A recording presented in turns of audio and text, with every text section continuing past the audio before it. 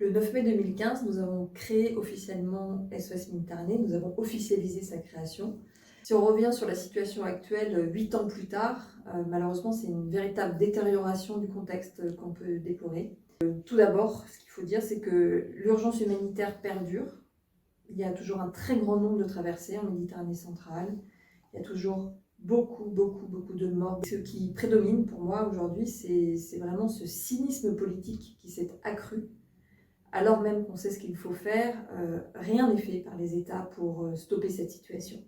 Au contraire, les États détournent les yeux et même criminalisent les sauveteurs et nous empêchent de mener nos actions de sauvetage aujourd'hui. La conséquence, c'est qu'aujourd'hui, l'espace humanitaire qui s'est péniblement maintenu et que nous avons réussi à ouvrir en Méditerranée est prêt de se refermer. Ce qu'il faut faire aujourd'hui, la première chose avant tout, c'est de poursuivre notre mission de sauvetage. Il ne faut pas baisser les bras. Il faut continuer à sauver la vie des personnes qui sont en danger et qui traversent la mer. C'est un impératif légal, bien sûr, mais c'est aussi et surtout c'est un impératif moral.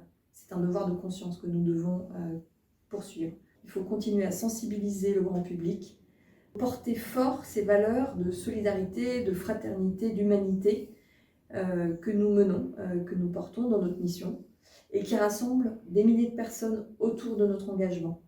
Et je pense que cela doit se poursuivre, s'amplifier, parce qu'il faut une prise de conscience politique qui ne peut passer qu'autour de ces actions de témoignage, de sensibilisation du plus grand nombre. 8 ans après la création de l'association, 7 ans après le début de nos opérations en mer, c'est à la fois une fierté d'avoir pu mener ces opérations et de secourir plus de 37 000 personnes qui sont aujourd'hui en vie, avec toute cette mobilisation de toutes ces équipes qui ont permis ce résultat.